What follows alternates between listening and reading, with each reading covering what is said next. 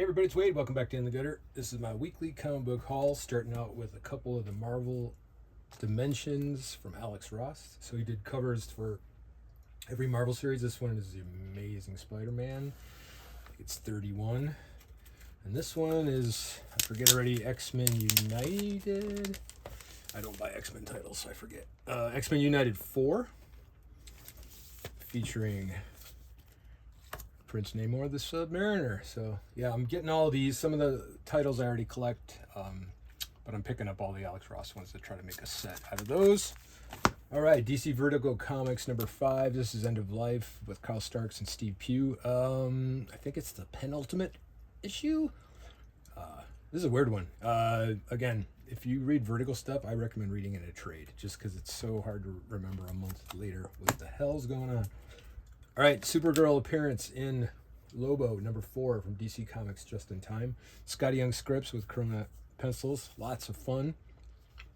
And I'm looking forward to seeing Supergirl. New trailer. Looks cool.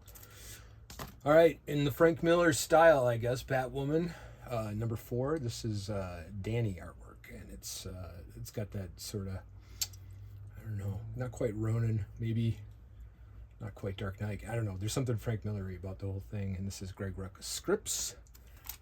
Mark Waid's Batman, Superman World's Finest, number 52, featuring the Warlord, along with, Superman, Batman, and all the greats.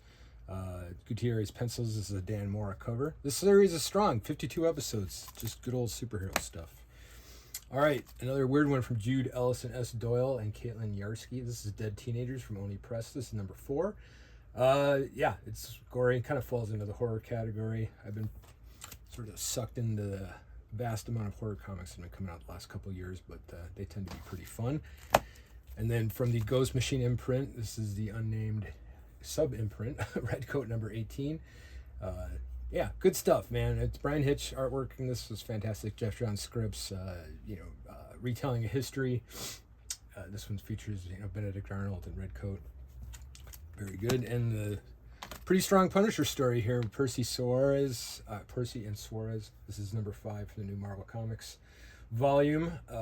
Yeah, Punisher's something I dip in and out of, and I've been enjoying this particular run. Didn't get so much into the one where he was, the Hand, and he became like the devil, and I don't know, all that's mystic stuff, but this is back more to the sort of syndicate street crime stuff. Very gory, very R-rated. Be warned. All right, this is The Talk, kind of a sweet little heartfelt story from Amazing Spider-Man 31. This is the same book as this one, so the Alex Ross variant is for issue 31. So I don't know how many other covers they did, but those are the 2. And then a new miniseries from Hickman, and this one's Adam Kubert. This is Spider-Man Long Way Home. Fans of Kubert will not be disappointed. It's yeah, good stuff. I like these little Spidey offshoots they do.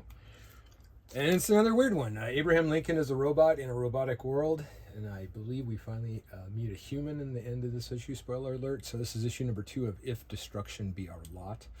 And this is Matthew and Mark Elijah Rosenberg scripts with Andy McDonald artwork.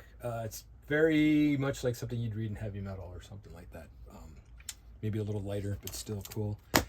Dude, this first issue was crazy. Second issue, I don't know where this is going, but man alive. Bring on the darkness. This is Odin number 2 from Image Comics. The creative team is not credited on the front of this at all. Let's take a look, because I'm sure they worked really hard on this, and they want to hear their name said out loud on YouTube. Marguerite Bennett and James Tynion IV. Maybe that explains the darkness. And then Letizia, I'm going to screw this up. There's no R. Kodanichi? Kodanichi? That sounds Japanese, but it's Italian, I'm sure.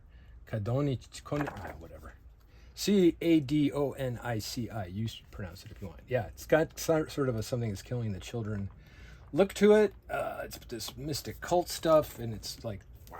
The first issue was, like I said, it was bonkers, and then this one is carrying the flag, so we'll see how this goes.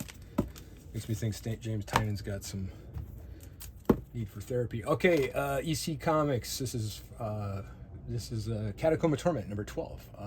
And it's got 3 short stories. Horror, horror, and more horror. More horror. Hello Darkness, number 22. This series is still growing strong. another anthology.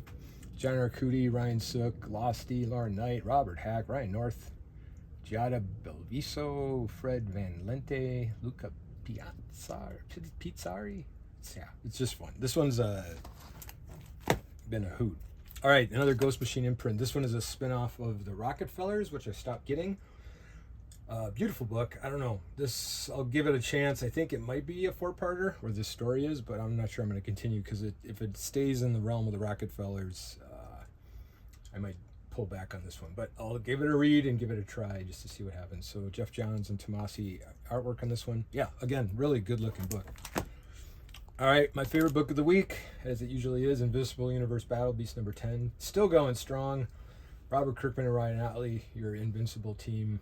Yeah, just still great. Still great. And the long-awaited return of Concrete. This was the Stars Over Sand miniseries, 5-parter from Paul Chadwick.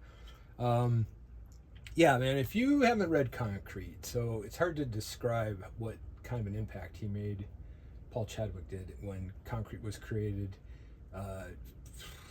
Just like the king of the independent stories, won all the awards, really interesting storytelling and visuals, very simple, and it went on forever, and every story was as good as the last. And then, I don't know when it stopped.